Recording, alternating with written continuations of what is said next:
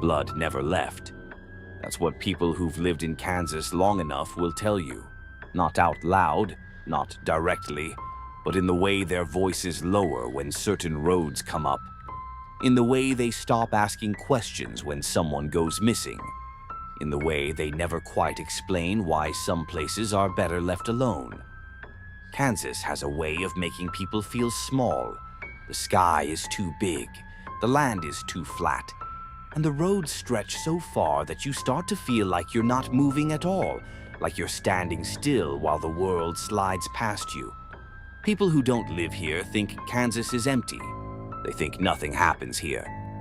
That's the first mistake, because nothing happening is exactly how it starts. Long before interstates cut the land into neat lines, before gas stations and cell towers and GPS signals, Kansas was a place people passed through. Wagon ruts carved into the soil, trails worn down by desperation and hope. Travelers trusted strangers because they had no other choice. If you didn't trust someone back then, you didn't survive. And somewhere along one of those trails, in the early 1870s, a family settled down and waited. They built a small cabin near a traveled road in southeastern Kansas. Nothing impressive, nothing suspicious. Just a place that looked welcoming enough to stop at.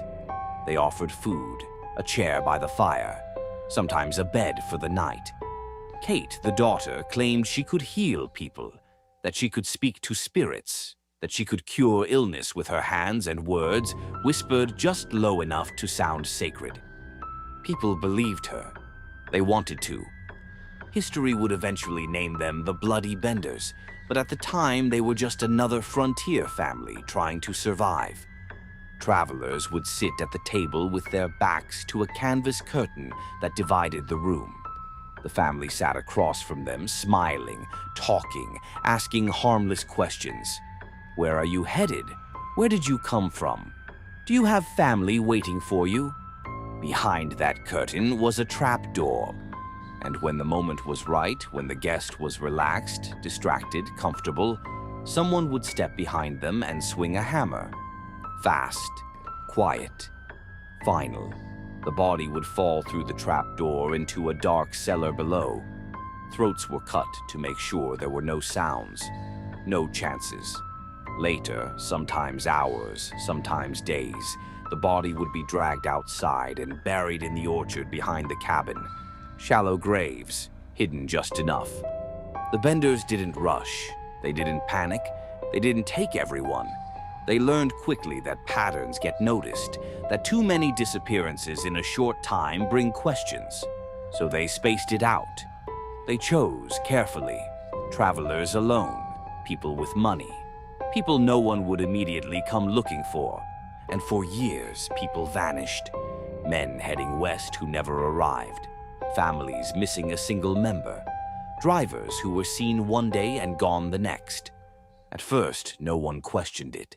Kansas was dangerous back then. People died. People disappeared. That was frontier life. Until it wasn't. Until too many people vanished along the same stretch of land. Until neighbors started whispering. Until search parties rode out with rifles on their shoulders and suspicion in their eyes. And when those searchers finally reached the cabin, they found it empty. No family, no animals, no belongings. Just rot. Bloodstains soaked into the floorboards, a smell rising up from beneath the cabin that made grown men step back and cover their mouths. They pulled up the boards. They opened the cellar. And Kansas changed forever. They found bodies, too many bodies. Men, women, even a child. Some had been missing for years, some were still recognizable. Clothes identified by relatives who had never stopped waiting. The orchard behind the cabin became a graveyard. The Benders were gone. No confirmed sightings, no arrests, no graves bearing their names, just rumors. That they were lynched by a mob, that they escaped west, that they split up and changed names, that they blended in. And that last idea, that they blended in, is the one Kansas never really dealt with. Because the disappearances didn't stop. They changed. They spread out. They became quieter. Kansas doesn't like to talk about how many people go missing every year, but the numbers exist. Reports filed, flyers posted, social media shares that slowly fade. A trucker who never checked in again. A college student who vanished between towns. A hitchhiker last seen walking down a gravel road at dusk. Sometimes vehicles are found, unlocked, keys inside, wallet untouched, no blood, no signs of a struggle, just absence. Locals don't like to talk about it. They'll say things like, probably moved on, or probably didn't want to be found. But sometimes, late at night, they say something else.